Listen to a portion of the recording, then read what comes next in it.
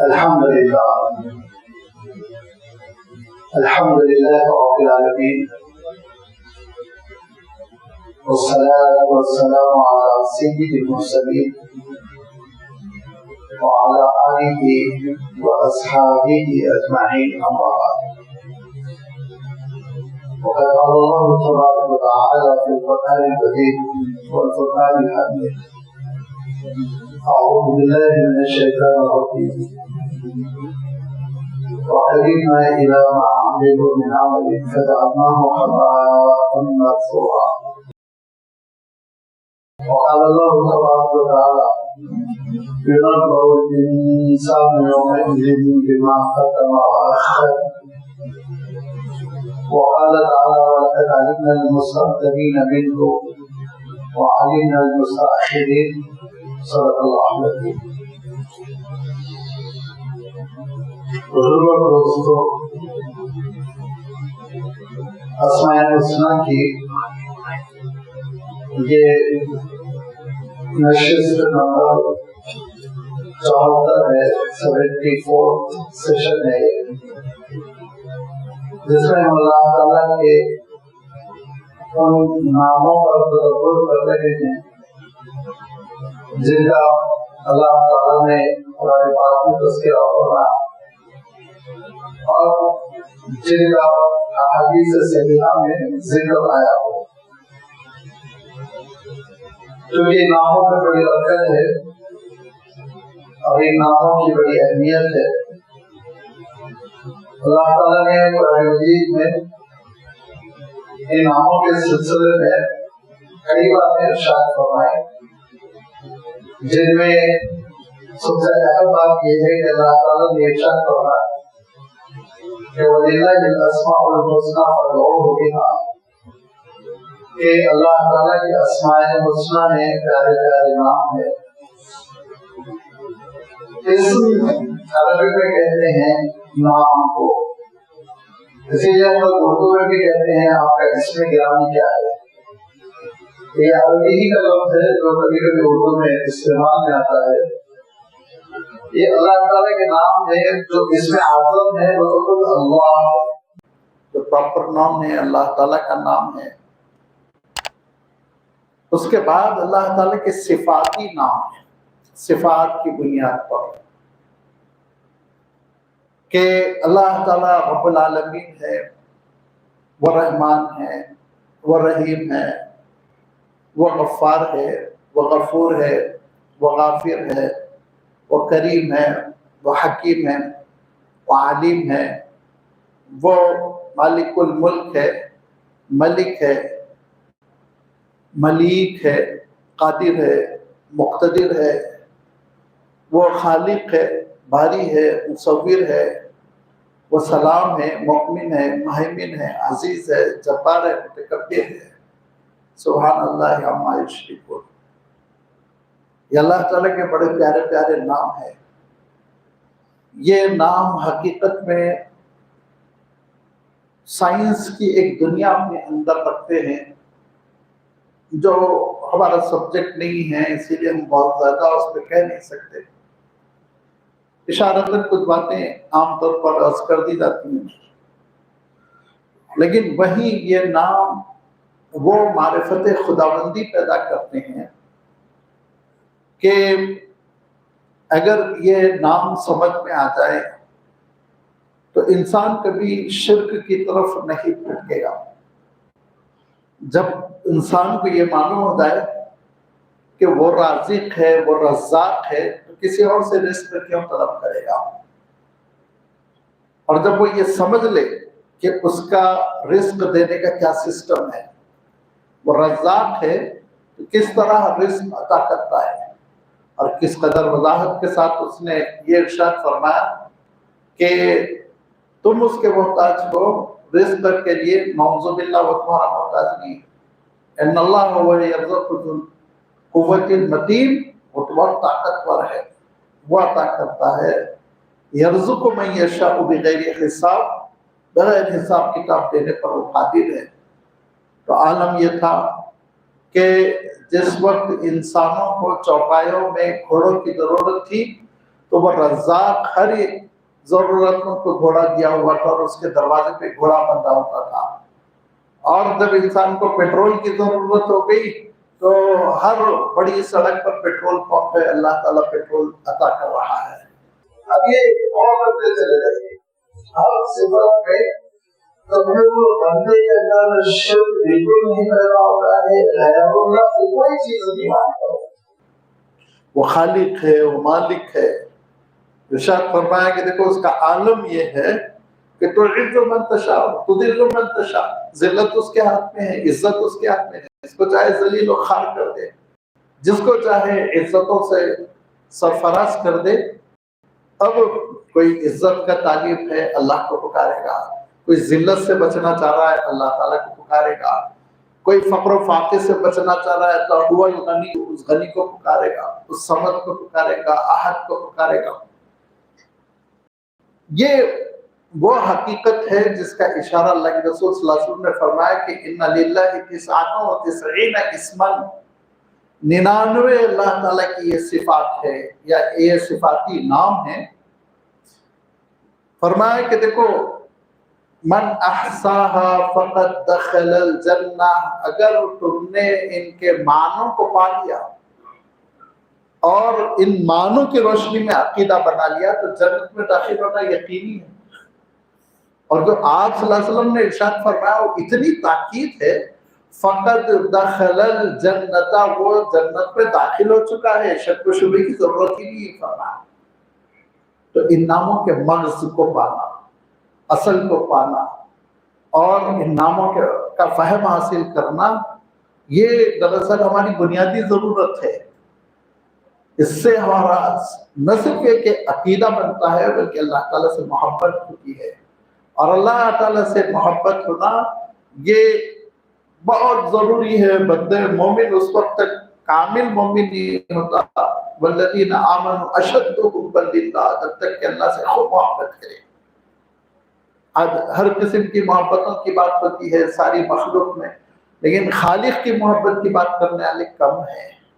اور اہل اللہ کا عالم یہ ہوتا ہے وہ اللہ تعالیٰ کی محبت میں تہجد پڑھتے ہیں, وہ اللہ تعالیٰ کی محبت میں نمازیں ادا کرتے ہیں, وہ اللہ تعالیٰ کی محبت میں مال خرچ کرتے ہیں. وَيُطْعِمُونَ الطَّعَامَ عَلَىٰ حُبِّهِ, کہ وہ دیکھو لوگوں کو, غریبوں کو, محتاجوں کو کھانا کھلاتے ہیں عَلَىٰ حُبِّهِ, اللہ کی محبت کی بنیاد پر.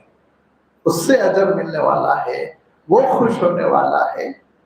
لہذا اللہ تعالیٰ کی محبت تو اولین چیز ہے, اور یہ اسماء الحسنہ کو سمجھنے سے پیدا ہوتی ہے.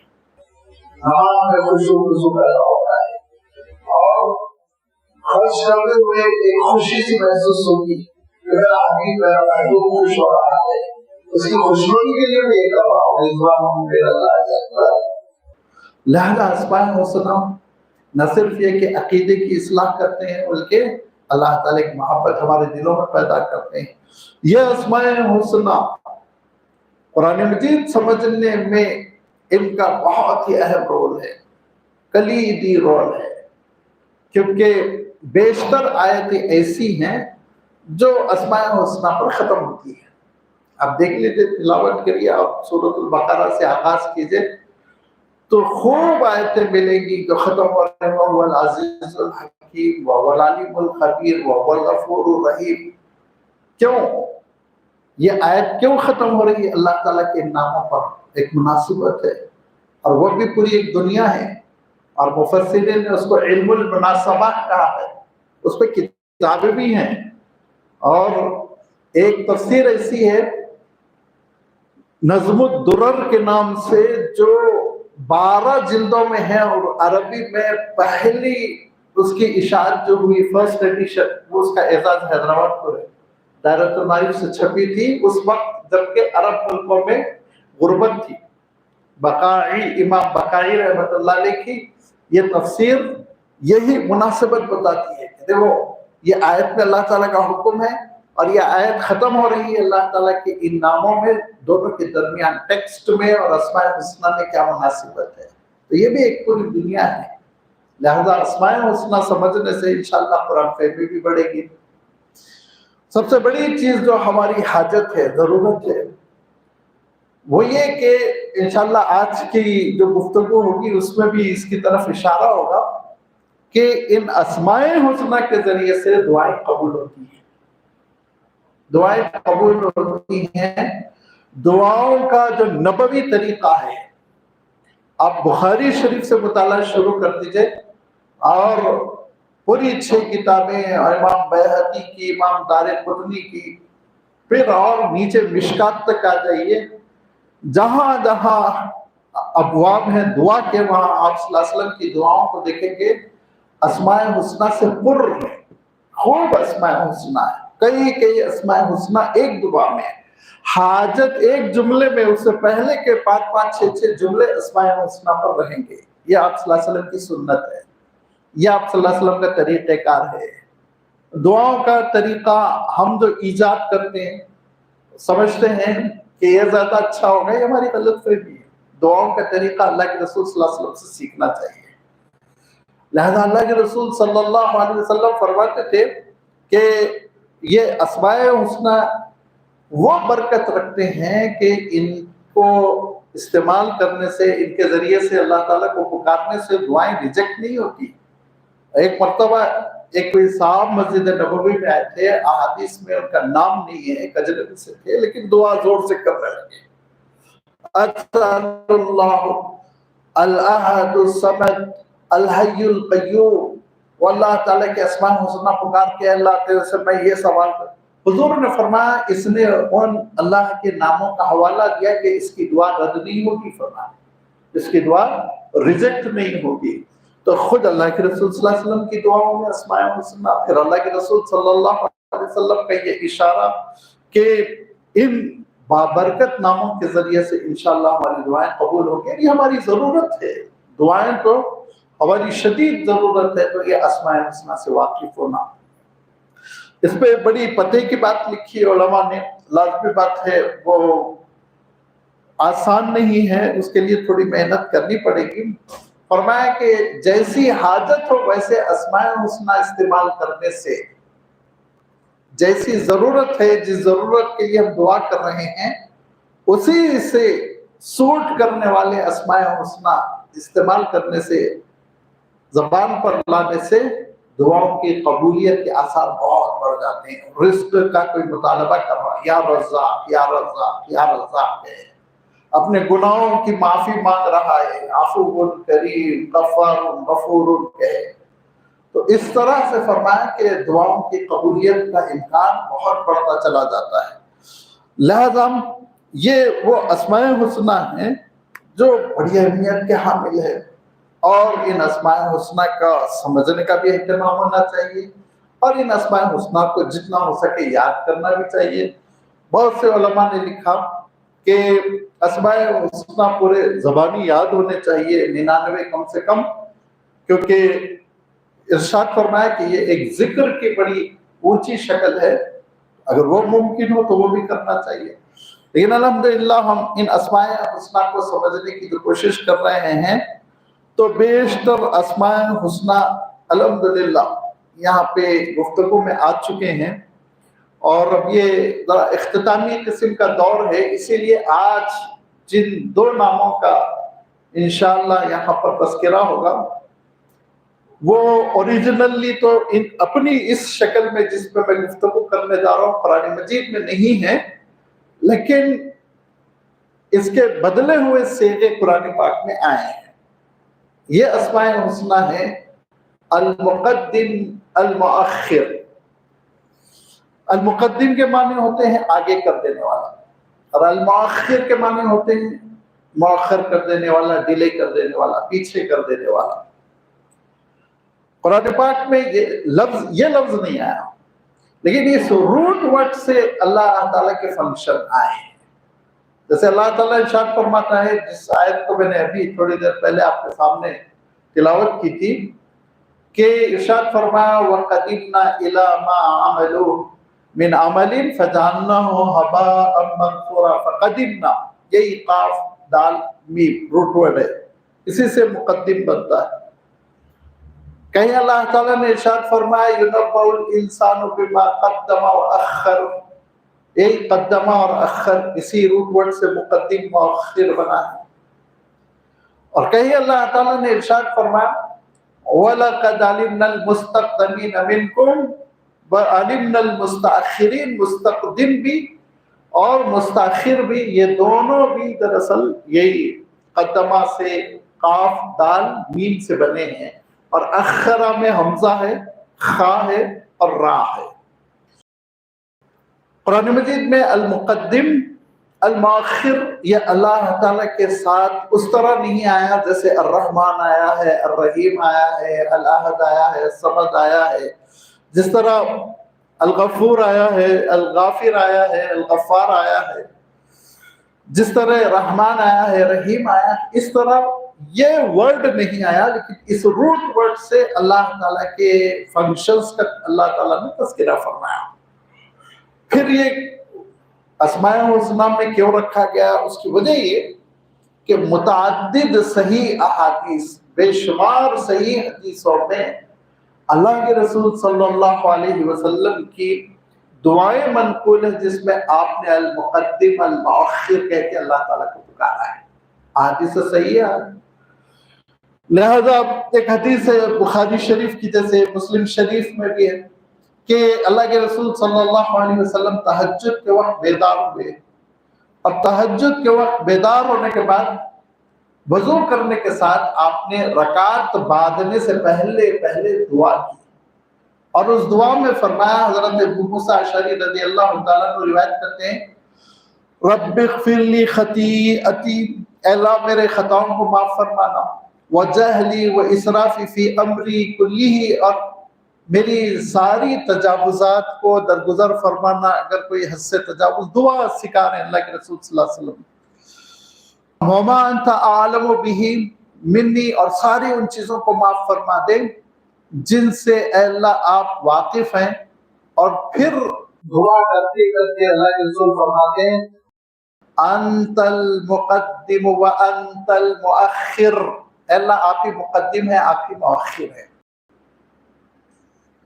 एक दूसरी हदीस है, उस दूसरी हदीस में भी करीब करीब यही अल्फाज है, लेकिन वो ज्यादा तफसीली है। अल्लाहुम्मा लकल हम्द अंता क़य्यिमुस समावाति वल अर्द व मन फ़ीहिन, अल्लाहुम्मा लका अस्लमतु व बिका आमनतु व अलैका तवक्कलतु व इलैका अनबतु व बिका खासमतु व इलैका हाकमतु फ़ग़फ़िर ली मा क़द्दमतु व मा अख़्ख़रतु, फरमाया अंतल मुक़द्दिम व अंतल मुअख्खिर।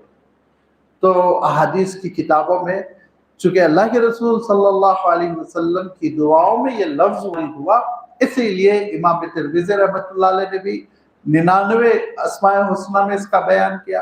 इमाम बैहक़ी रहमतुल्लाह अलैह ने अस्माए हुस्ना की तशरीह में इसको बयान किया, और इमाम कुर्तुबी रहमतुल्लाह अलैह ने उनकी किताब अल किताबुल असना फी अस्माइल हुस्ना में इसको अस्माए हुस्ना में लिया। इसकी वजह से हमारे लिए जरूरी है कि हम ये अल्लाह ताला के इस पाक नाम को समझने की कोशिश करें, जिसके बारे में खुद इमाम बैहक़ी रहमतुल्लाह अलैह बहुत बड़े मुहद्दिस हैं, इमाम बैहक़ी रहमतुल्लाह अलैह, और जिनकी एक किताब है जो अपने टॉपिक पर बिल्कुल बेमिसाल किताब है, दलाइलुन नबुव्वा, हुज़ूर अकरम सल्लल्लाहु अलैहि वसल्लम की नबुव्वत की जो दलीलें उन्होंने पेश की हैं, सैकड़ों दलीलें, बहुत आला और फन्नी किताब है। मोजज़ात का तज़किरा, अल्लाह के रसूल सल्लल्लाहु अलैहि वसल्लम की हयात तय्यबा के वाक़यात का तज़किरा, जो अल्लाह के रसूल सल्लल्लाहु अलैहि वसल्लम की रिसालत और नबुव्वत को साबित करते हैं। दलाइलुन नबुव्वा लिल इमाम अल बैहक़ी, वो इमाम बैहक़ी रहमतुल्लाह अलैह फरमाते हैं कि दोनों नामों को अलहदा न करो फरमाया, और फरमाया इनको अलग अलग करना मकरूह है। मकरूह फरमाया कराहियत है, इसमें नापसंद है। ये दोनों नामों को एक साथ ही दुआ में जिक्र किया करो, ये आपको ताकीद की कि जैसे अल्लाह के रसूल सल्लल्लाहु अलैहि वसल्लम ने अंतल मुक़द्दिम व अंतल मुअख्खिर जमा किया, देखिए दोनों का एक साथ, अल्लाह आप ही मुक़द्दिम है, अल्लाह आप ही मुअख्खिर है। ये क्या है? तक़दीम के माने लफ्जी माने होते हैं किसी चीज को आगे बढ़ा देना, सामने करना। आप चाहे तो कह सकते हैं कि पहले उसका प्रेजेंटेशन करना।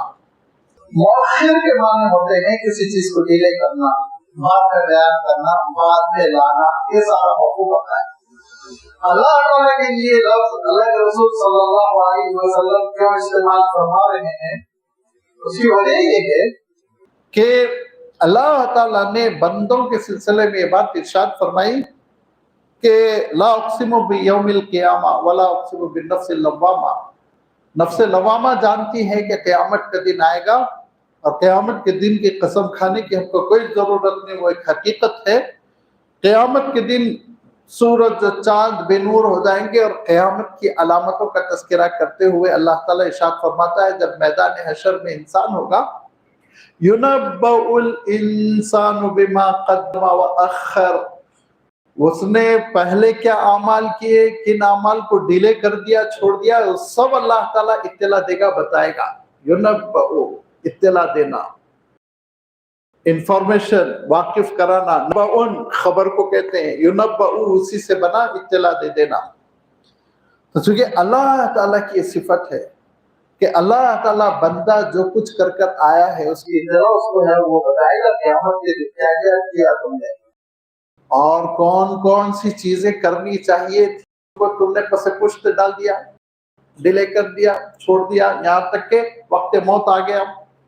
یہ اللہ تعالیٰ کی جانب سے اطلاع ملے گی، تو وہ مقدم ہے، وہ مؤخر ہے، کہ پچھلے اعمال اگلے اعمال دونوں کی وہ اطلاع دے گا۔ اور اسی کو اللہ تعالیٰ نے اور صراحت کے ساتھ ارشاد فرمایا وَلَقَدْ عَلِمْنَا الْمُسْتَقْدِمِينَ مِنْكُمْ وَالْمُسْتَأْخِرِينَ، کہ پچھلوں اور اگلوں سے ہم سب سے اچھی طرح واقف ہیں۔ ہم جانتے ہیں کہ پچھلے اور اگلے کون ہیں، کیا ہے، مراتب کے اعتبار سے، زمانے کے اعتبار سے۔ اب اللہ تعالیٰ کے ان دو ناموں کے سلسلے میں المقدم المؤخر، یہ دو ناموں کے سلسلے میں علماء نے جو بات لکھی ہے وہ یہ ہے کہ دیکھیے یہ دو نام دو مطلبوں میں، دو مفہوم میں دو طرح سے استعمال ہوئے ہیں۔ ایک اس کا معنی ہے تکوینی اور ایک معنی ہے تشریعی۔ یہ ذرا ٹیکنیکل الفاظ ہے۔ تکوینی کے معنی میں ذرا سمپل ترجمہ کر دیتا ہوں، نیچر ہے نہیں یہ پرفیکٹ ٹرانسلیشن، لیکن اس سے ہم سمجھ سکتے ہیں کہ تکوین سے علماء کیا مراد لیتے ہیں۔ تو بائی نیچر کچھ چیزیں ایسی ہیں جس میں تقدیم و تاخیر ہے۔ تشریع کے معنی ہوتے ہیں اللہ تعالیٰ کا حکم، اسی سے شریعت بھی بنا ہے، تو اللہ تعالیٰ کے حکم کی روشنی میں تقدیم و تاخیر ہے۔ یہ دو کی حقیقت ہم سمجھنے کی کوشش کریں۔ تکوینی اعتبار سے اس نظام کائنات میں یہ جو پوری اللہ تعالیٰ کی مخلوق ہم کو نظر آ رہی ہے، اس میں کئی طرح سے تقدیم و تاخیر ہے، کئی طرح سے۔ کیسے ہے تقدیم و تاخیر؟ دیکھیے بہت سی جنریشن ہم سے پہلے گزر چکی ہے، ہم یہ نہیں بول سکتے نا اللہ مجھے 1000 سال پہلے کیوں نہیں پیدا کیا، تو وہ اللہ تعالیٰ نے مقدم کیا ان کو۔ کوئی یہ نہیں کہہ سکتا نا، حسرت ہوتی ہے دل میں کاش ہم بھی حضور کے دور میں پیدا ہوئے تھے، لیکن اللہ تعالیٰ نے ہم کو مؤخر کیا، حضرت ابوبکر کو مقدم کیا، حضرت عمر کو مقدم کیا، حضرت عثمان حضرت علی کو مقدم کیا۔ وہ اس کی حکمت ہے، وہ جانتا ہے پہلے کس نسل کو رکھنا ہے، بعد میں کس نسل کو رکھنا ہے۔ یہ ہے تقدیم و تاخیر، انت المقدم و انت المؤخر، کہ اس نے مخلوق میں کچھ کو پہلے رکھا، کچھ کو بعد میں رکھا، اور اللہ تعالیٰ کے نظام ہے۔ تو زمانے کے اعتبار سے آپ دیکھیں گے یہ تقدیم و تاخیر ہے۔ اور آگے بڑھیے آپ، اللہ تعالیٰ نے پہلے فرشتوں کو پیدا کیا، پھر جن کو بھی پیدا کیا، پھر حضرت آدم کا پتلا تیار ہوا، پھر فرشتوں کو حکم سجدہ ہوا، پھر اس کے بعد سے حضرت آدم علیہ السلام کا زمین کی طرف سفر ہوا۔ یہ سب تقدیم ہے دیکھیں۔ اور بعد میں دنیا میں نسل انسانی پھیل گئی، دنیا آباد ہو گئی، دنیا کو ہم لوگوں نے آباد کر دیا، ملک آباد ہوتے چلے جا رہے ہیں، زراعت ہو رہی، کھیتی ہو رہی، تعمیرات ہو رہے وغیرہ وغیرہ۔ تو یہ اللہ تعالیٰ نے جن مخلوقات کو مقدم کرنا تھا مقدم کیا، اللہ تعالیٰ نے جن مخلوقات کو مؤخر کرنا تھا مؤخر کیا۔ اب آپ اور آگے بڑھ جائیے، اسی نے ڈائناسورس کو مقدم کیا، پہلے رکھا، اس نے زمین پہ مخلوق کم تھی، اور جب مخلوق کم تھی، انسانی آبادی بھی تھوڑی تھوڑی کہیں کہیں تھی، تو ان کو وافر انداز میں غذا ملتی تھی، جتنا ان کو کھانے کے لیے چاہیے اتنا مل جاتا تھا۔ اب انسان بڑھتے جانے تو ساری مخلوقات کا حصہ کھاتے جا رہے ہیں، تو اللہ تعالیٰ نے ان کو مقدم کیا، اور بعد میں اب اللہ تعالیٰ نے ہم سب کو مؤخر کیا۔ زمانے کے اعتبار سے ہو گئی تقدیم و تاخیر، رتبے کے اعتبار سے بھی تقدیم و تاخیر، رتبے کے اعتبار سے، مقام کے اعتبار سے بھی تقدیم و تاخیر ہے، کہ مقام کے اعتبار سے، فضیلت کے اعتبار سے، رتبے کے اعتبار سے آپ دیکھیں گے کہ امام کعبہ ہم سے مقدم ہے، فضیلت ہے۔ حجر اسود سے 2 گز کے فاصلے پہ کھڑے ہو کے روز نماز پڑھتے ہیں، فضیلت ہوئی نا، ان کو ہم پہ فضیلت دی اللہ تعالیٰ نے، وہ اس کی حکمت ہے، شکایت نہیں کر سکتے۔ ہو سکتا ہے ہم کو وہاں پیدا کرتا، ہم ناقص نہیں کرتے، اردو میں سگریٹ پیتے کچھ کرتے، اس سے اچھا ہے نا انڈیا میں رہو، سالے رہو، دیکھ رہو، عبادت کرو، اس کو پکارو، اس کی حکمت ہے، حکمتوں کی بنیاد پہ تقدیم و تاخیر کرتا ہے۔ اب اللہ تعالیٰ نے رتبوں کے اعتبار سے بھی تقدیم و تاخیر کی، کسی کو مقدم رکھا، زیادہ افضل بنایا، کسی کو مؤخر رکھا، وہ فضیلت نہیں دی۔ اور فضیلت نہ ہونے کی وجہ سے یاد رکھیے، آخرت کی کامیابی ڈیپینڈ نہیں کرتی، آخرت کی بہت ممکن ہے، اللہ تعالیٰ معاف فرمائے، لیکن سمجھنے کے لیے میں کہہ رہا ہوں کہ ہو سکتا ہے بعض اہل مدینہ میں سے اور ہو سکتا ہے بعض اہل مکہ میں سے ایسے فاسق ہوں کہ وہ جنت میں نہ جائے اور ہندوستان کا ایک مزدور جنت میں چلا جائے۔ کیوں؟ عمل کے اعتبار سے آخرت وہ طے ہوتی ہے۔ اور رہا یہ کہ اللہ تعالیٰ نے اس دنیا میں کسی کو کچھ مقام دیا ہے، کسی کو وہ مقام نہیں دیا ہے، اس اعتبار سے بھی وہ مقدم ہے، اس اعتبار سے بھی وہ مؤخر ہے، اس کا حکم جاری ہوتا ہے۔ یہ ہے تکوینی، یہ کائنات کا جو نظام چل رہا ہے جس میں ہم انٹرفیئر نہیں ہو سکتے، ہمارے بس میں نہیں ہے۔ دوسرا، جیسے کہ میں نے عرض کیا کہ تشریعی، شریعت کے اعتبار سے اللہ تعالیٰ نے بعض کو مقدم رکھا، بعض کو مؤخر رکھا۔ کیسے مقدم رکھا؟ جیسے آپ مثال کے طور پر یہ دیکھیں کہ انبیاء علیہ السلام میں حضرت نوح علیہ السلام بہت مقدم ہے، پھر حضرت ابراہیم کا دور ہے، پھر اللہ کے رسول صلی اللہ علیہ وسلم مؤخر ہے۔ فضیلتوں کے اعتبار سے نہیں ہے، فضیلتوں کے زمانے کے اعتبار سے، تشریعی شریعت میں۔ اچھا، شریعت میں اللہ تعالیٰ نے کیا کیا؟ شریعت میں اللہ تعالیٰ نے نبیوں کو بڑی فضیلت دی، ہم کو امتی بنایا، پابند بنایا۔ شریعت میں آپ دیکھیں گے اللہ تعالیٰ نے جمعہ کو بڑی اہمیت دی، اور 6 دن اس کے تابع ہے، وہ اہمیت نہیں ہے۔ شریعت کے اعتبار سے آپ دیکھیں گے اس نے رمضان المبارک کو پورے 12 مہینوں میں فضیلت زیادہ دی، اور 11 مہینوں کو مؤخر کیا۔ 11 مہینے اس مقام کو نہیں پہنچتے جس مقام کو رمضان المبارک پہنچتا ہے۔ شرعی اعتبار سے اللہ تعالیٰ نے حرم شریف کے خطے کو، مکہ مکرمہ کو فضیلت دی، مقدم فرمایا۔ مدینہ منورہ کو اس نے فضیلت دی، مقدم فرمایا۔ اس نے بیت المقدس کو تقدس دیا ہے، فضیلت دی ہے، اس کو اللہ تعالیٰ نے مقدم فرمایا۔ اور دیگر مقامات وہ فضیلت ان کی نہیں ہے۔ اگر ہر مقام کی فضیلت وہ ہوتی مکہ مکرمہ کی جو ہے تو ہم کیوں جاتے ہیں عمرہ کرنے کے لیے؟ اللہ کا حق ہے یہ۔ اللہ تعالیٰ نے فرمایا کسی کو زیادہ فضیلت دی اللہ تعالیٰ نے، زمانوں میں سے زمانے کو، دنوں میں سے دنوں کو، علاقوں میں سے علاقے کو، یہ اللہ تعالیٰ کا معاملہ ہے۔ راتوں میں سے رات کو، قدر والی رات کو بڑی فضیلت دی اللہ تعالیٰ نے، دوسری راتیں اس مقام کو نہیں پہنچ سکتی۔ تو یہ تشریعی شریعت کے اعتبار سے بھی اللہ تعالیٰ جس کو چاہے مقدم کرے، جس کو چاہے مؤخر کرے۔ اب آ جائیے آپ اور آگے بڑھیے۔ اللہ تعالیٰ نے رکوع کو مقدم فرمایا، سجدوں کو مؤخر فرمایا اللہ تعالیٰ نے، اور رکوع سے پہلے اللہ تعالیٰ نے قیام کو مقدم فرمایا، قیام کے بعد اللہ تعالیٰ نے سجدوں کو مؤخر۔ اللہ کے رسول صلی اللہ علیہ وسلم ارشاد فرماتے ہیں کہ بندے مومن اللہ تعالیٰ سے قریب ترین اس وقت ہوتا ہے جبکہ وہ سجدے میں ہوتا ہے۔ تو نماز کا آغاز سجدے سے ہونا چاہیے تھا، نعوذ باللہ، لیکن ہم کوئی ہوتے نہیں یہ کہنے والے۔ اللہ نے قیام کو مقدم فرمایا، سجدے کو مؤخر فرمایا، یہ اللہ تعالیٰ کا فیصلہ ہے، وہ مقدم ہے وہ مؤخر ہے، جس کو چاہے وہ مقدم کر دے، جس کو چاہے وہ مؤخر کر دے۔ بھئی آپ کیا کہتے ہیں؟ جیسے ہی ملاقات ہو، آپ مسجد میں داخل ہو کے السلام علیکم ورحمۃ اللہ کہتے ہیں نا، ملاقات جب بھی ہوگی السلام قبل الکلام۔ تو اللہ کے دربار میں کھڑے ہو کر اب ہم کو کلام کرنا ہے تو شروع کیسے کرنا چاہیے تھا؟ نماز کو السلام علیکم ورحمۃ اللہ۔ عقل تو کہتی ہے نا، لیکن اللہ تعالیٰ نے سلام کو مؤخر فرمایا، تکبیر کو اللہ اکبر کو مقدم فرمایا۔ تو شریعت میں بھی اللہ تعالیٰ جس چیز کو چاہے مقدم کر دے، شریعت میں بھی اللہ تعالیٰ جس چیز کو چاہے مؤخر کر دے۔ بندوں کو پھر یہ حق نہیں ہوتا کہ وہ اس سلسلے میں اعتراضات کرے، حکمتیں ہیں وہ جاننے کی کوشش کرے، ماشاءاللہ وہ علم کا ایک سفر ہوتا ہے، لیکن اعتراض کرنا، مقدم کو مؤخر کر دینا، مؤخر کو مقدم کر دینا، یہ بندے کے اختیار میں اللہ تعالیٰ نے نہیں رکھا، یہ صرف اور صرف اللہ کی صفت ہے۔ لہذا جب اس پر پورا ایمان ہوگا کہ اللہ تعالیٰ جس چیز کو مقدم کیا ہے وہ چیز مقدم ہوگی، اللہ تعالیٰ نے جس چیز کو مؤخر کیا ہے وہ ڈیلے ہوگی، تاخیر سے آئے گی، یہ اللہ تعالیٰ کی شان ہے، اس کا امتیاز ہے، اس کا حکم ہے، اس کا فیصلہ ہے۔ ہم کو کیا کرنا ہے؟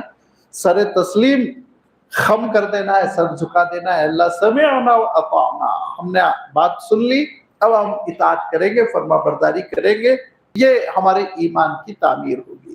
اس حیثیت سے اللہ تعالیٰ مقدم ہے اور اللہ تعالیٰ مؤخر ہے، کہ اس کو حق ہے کہ وہ جس چیز کو چاہے۔ اب آپ اور دوسری مثالیں ہیں کہ ہمیں احاطہ نہیں کر سکتے، اس نے سورۃ الفاتحہ کو مقدم فرمایا، انہوں نے سورۃ البقرہ کو مقدم فرمایا، اس نے سورہ آل عمران کو تیسرے نمبر پر رکھا، اس نے والناس کو، اس نے معوذتین کو آخری میں رکھا، اس کا حکم ہے۔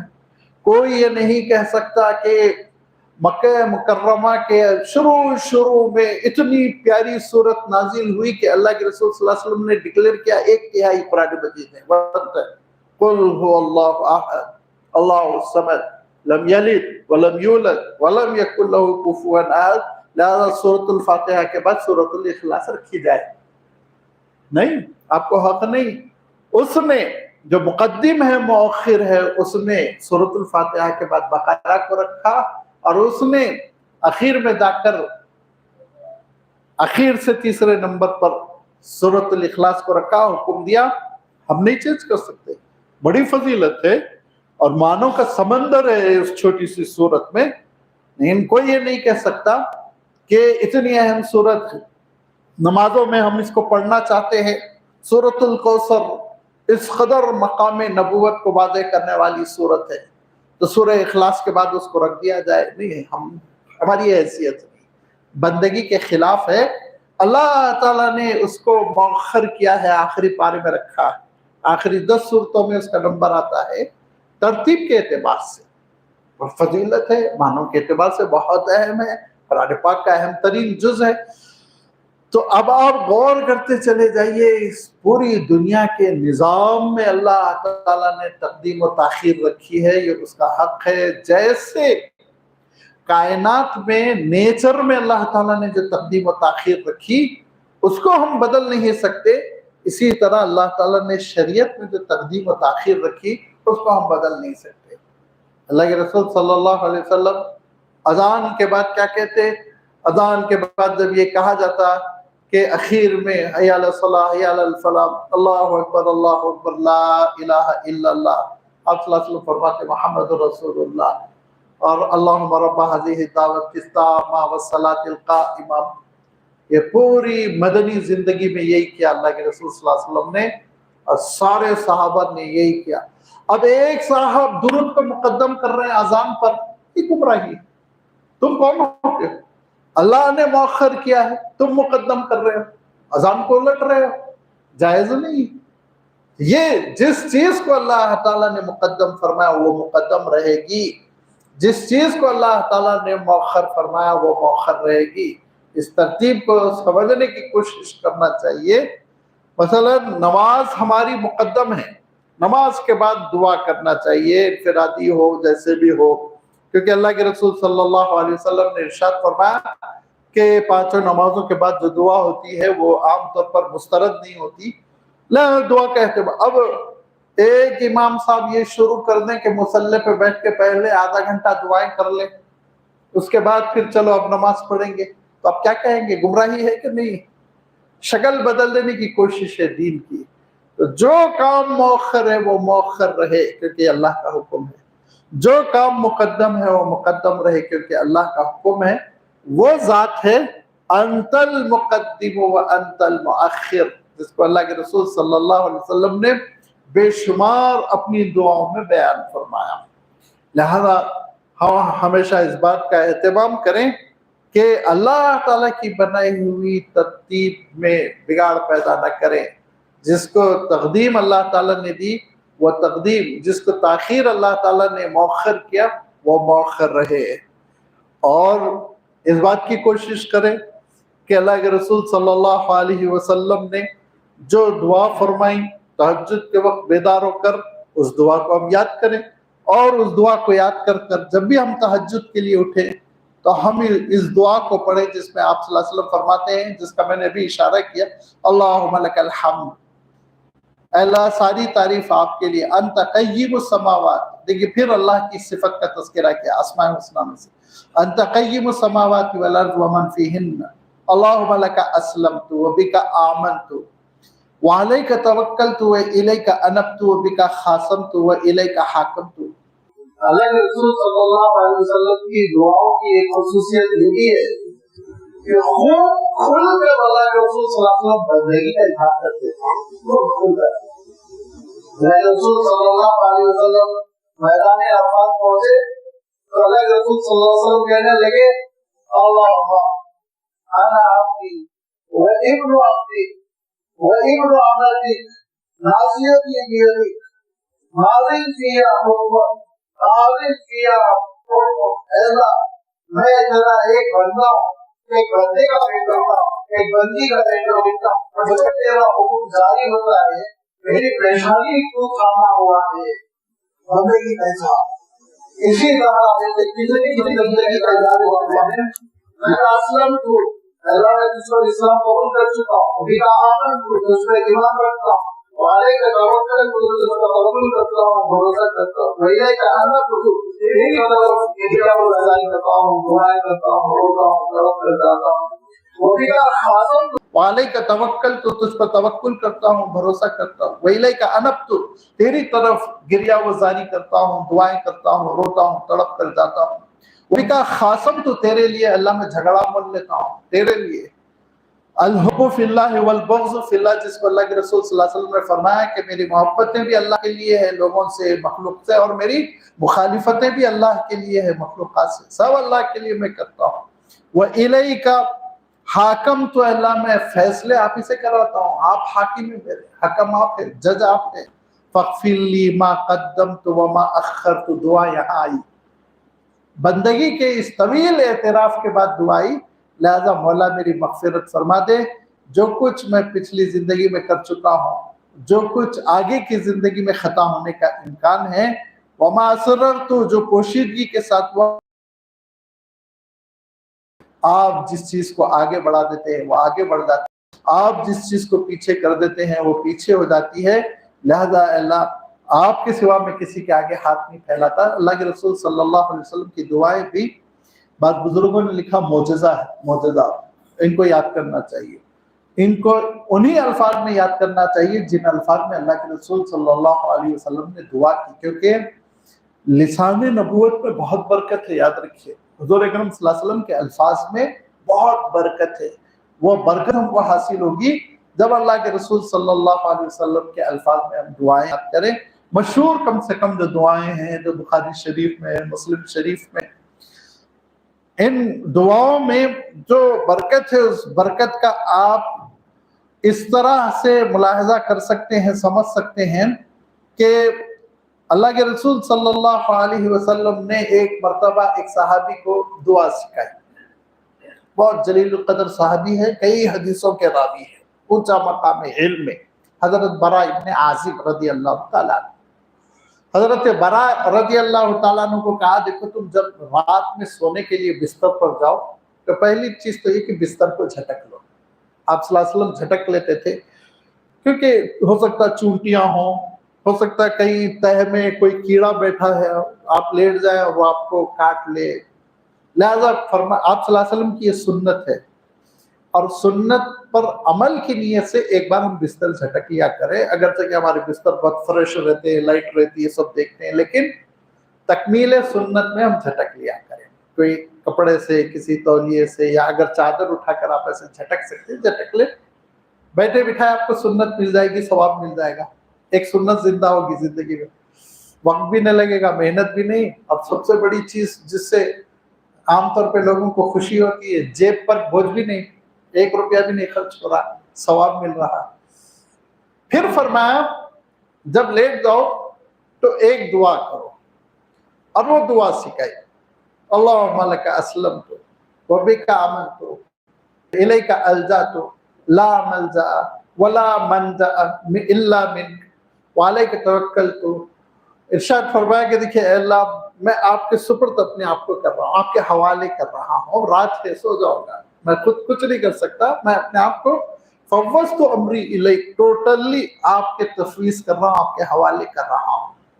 اور یہ کہو آمنت، دعا سکھاتے ہوئے ارشاد فرمایا آمنت بکتابک الذی انزلت، اللہ جو کتاب آپ نے نازل فرمائی قرآن مجید، اس پر میں ایمان رکھتا ہوں.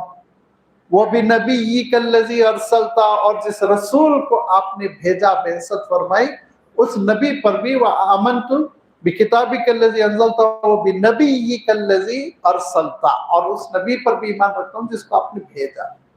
تو حضرت برا رضی اللہ تعالیٰ عنہ نے سوچا ہوگا، ہم لوگ بھی سوچ کے طے کرتے ہیں، شاید ذہن میں یہ آیا ہوگا کہ نبی سے زیادہ اچھا لفظ رسول ہے، اور واقعی ہے، نبی سے بلند ہوتا ہے رسول کا مقام. تو حضرت برا نے چینج کر دیا. جب دعا یاد دلا رہے ہیں آپ صلی اللہ علیہ وسلم، تو حضرت برا نے کیا کہا؟ اللہ کے رسول نے فرمایا وآمنت بکتابک الذی انزلت وبنبیک الذی ارسلت. تو حضرت برا نے کہا وآمنت بکتابک الذی انزلت وبرسولک الذی ارسلت. تو روک دیا، کہا رکو، تم کو تبدیل کرنے کی ضرورت نہیں ہے. جو میں رٹا رہا ہوں وہ یاد کرو، جو میں سکھا رہا ہوں وہ سیکھو. وہاں اس وقت نبی کے لفظ میں کیا برکت چھپی ہوئی پتہ نہیں، وہ اللہ کے رسول جانتے ہیں. لہٰذا اللہ کے رسول صلی اللہ علیہ وسلم کے الفاظ میں برکت ہے. ادھر ادھر کی دعائیں نہ کریں، اللہ کے رسول صلی اللہ علیہ وسلم کی دعائیں یاد کریں، اور اس میں جو اسماء حسنہ ہیں وہ اسماء حسنہ یاد کریں. یہ ہماری ذمہ داری بنتی ہے. جب انشاءاللہ ہم لسان نبوت، الفاظ نبوت میں دعا کریں گے، بڑی برکت ہوگی، دعائیں قبول ہوگی. ان کا ایک خاص مقام ہے. میں نے عرض کیا نا، علماء نے لکھا آپ صلی اللہ علیہ وسلم کی دعائیں خود معجزہ ہیں، ایسی عجیب و غریب دعائیں ہیں، اور ایسے اس میں اللہ کے رسول صلی اللہ علیہ وسلم نے مسائل کا احاطہ کر لیا. جامع ترین دعائیں ہیں. لہذا قرآن پاک کی دعائیں ہیں، قرآن پاک کی دعاؤں کے بعد اللہ کے رسول صلی اللہ علیہ وسلم کی دعائیں ہیں. ان کو ہم یاد کریں، حفظ کریں، محفوظ کریں، اور ان کے ذریعے سے ہم دعا مانگنے کا سلیقہ پیدا کریں. انشاءاللہ بڑی برکت ہوگی. تو میں عرض کر رہا تھا کہ اللہ کے رسول صلی اللہ علیہ وسلم یہ ارشاد فرماتے ہیں کہ اللہ جو میں نے پیشگی کر دیا، پہلے کر دیا، وہ اور جو اب آگے میں کرنے والا ہوں، خود انسان کو نہیں معلوم آگے وہ کیا کرنے والا، لیکن اللہ کے علم ہے. لہذا پیشگی اللہ میں اس کی معافی مانگ لیتا ہوں، بما قدمت وما اخرت. اور یہی ہے جس کے بارے میں اللہ تعالیٰ ارشاد فرمایا کہ میدان حشر میں ہم بتا دیں گے انسان کو، يُنَبَّأُ الْإِنسَانُ بِمَا قَدَّمَ وَأَخَّرَ، پیشگی کیا کر دیا، کون سے اعمال اس نے بھیجا اور کون سے اعمال بھیجنا چاہیے تھا مؤخر کر دیا. کیا ہوا؟ اس کا مفہوم کیا ہے؟ صاحب کا مفہوم بڑا وسیع ہے. اللہ تعالیٰ کے دربار میں ہم کو بھیجنا چاہیے تھا نمازیں، اللہ تعالیٰ کے دربار میں ہم کو بھیجنا چاہیے تھا خیر خیرات، اللہ تعالیٰ کے دربار میں ہم کو بھیجنا چاہیے تھا اطاعت، فرما برداری، اللہ کے حکم کو بجا لانے کی عادت. لیکن ایک بندہ بدقسمتی سے، اللہ تعالیٰ ہم سب کو محفوظ رکھے، اللہ تعالیٰ کے دربار میں بھیجا ہے دروغ گوئی، جھوٹ بولنا، غیبت، بے ایمانی، بہت سے لوگ ہیں، اور اللہ تعالیٰ ہم سب کو ہدایت دے. کہ اکل حرام، حرام کھانا، حرام باتیں کرنا، حرام پر جینا، حرام پر مرنا، یہ بھیجے ہوئے ہیں۔ بھیجنا کیا تھا؟ بھیجنا تھا نیکیاں، اور بھیجیے اللہ تعالیٰ کے دربار میں نام اعمال کی شکل میں گناہ۔ تو فرمایا مؤخر کس کو کر دیا اس نے؟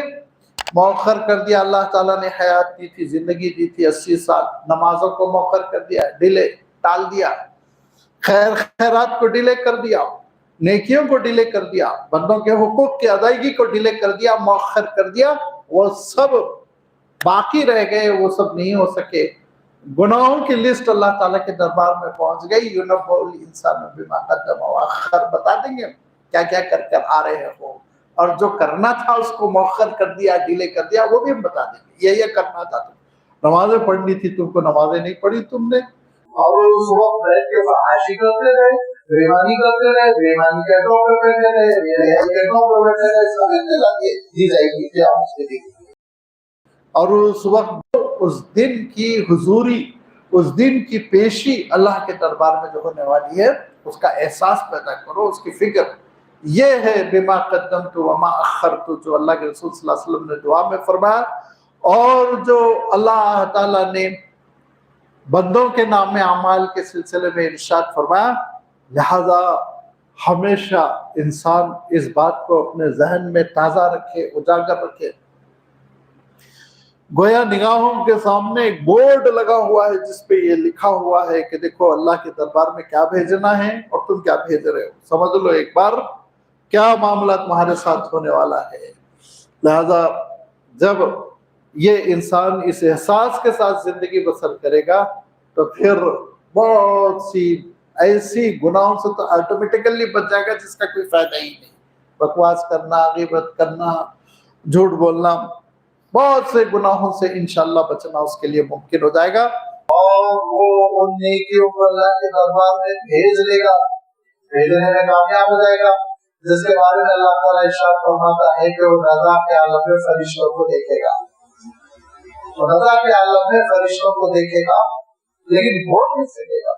اور کہ بولنے کی صلاحیت جاء سکرات الموت، موت کا وقت آ چکا ہے، سکرات ہے، سکر آپ جانتے ہیں تو بالخصوص ذرا سعودی نگل میں NRIs باہر گلف میں کام کر رہے ہیں، سکر کے معنی بند ہو جانا، صبر کے معنی نشا کرنا، تو سکرات الموت کے معنی ہوتے ہیں زبان بند ہو جانا، اعضاء کا ڈھیلا پڑ جانا، چلنے پھرنے کے انسان قابل نہ رہ جانا، آنکھوں کی روشنی کا ختم ہو جانا، یہ سکرات الموت۔ اس سکرات الموت میں انسان فرشتوں کو دیکھتا ہے، فرشتوں کو دیکھنے کے بعد وہ دل میں اللہ تعالیٰ سے درخواست کرتا ہے، ضروری کیا یہ درخواست، اس کا کوئی اشارہ کر دیا اللہ تعالیٰ نے قرآن پاک میں، وہ کیا درخواست کرتا ہے؟ وہ درخواست کرتا ہے رب ارجعونی لعلی اعمل صالحا فیما ترکت، اللہ تعالیٰ ڈیلے کر دیجیے۔ اب سمجھ میں آ گیا نماز کس کو کہتے ہیں، اب سمجھ میں آ گیا صدقہ کس کو کہتے ہیں، اب سمجھ میں آ گیا نیکی کس کو کہتے ہیں۔ اللہ تھوڑا ڈیلے کیجیے، تھوڑا ڈیلے کیجیے، ایک ہی دن دے دیجیے تاکہ فاصدق واکن من الصالحین، خوب صدقہ کر دو، جتنا گما کے بوجھ رکھا ہوں، جس کا حساب کتاب دینا ہے سب خرچ کر دو، اور نیکوکاروں میں ہو کے تیرے دربار میں آؤں۔ لیکن اللہ تعالیٰ ارشاد فرماتا ہے لن یؤخر اللہ نفسا اذا جاء اجلها، اللہ تعالیٰ اب ڈیلے نہیں کرے گا، اب مؤخر نہیں کرے گا اللہ تعالیٰ، اب جبکہ وقت موعود آ چکا ہے۔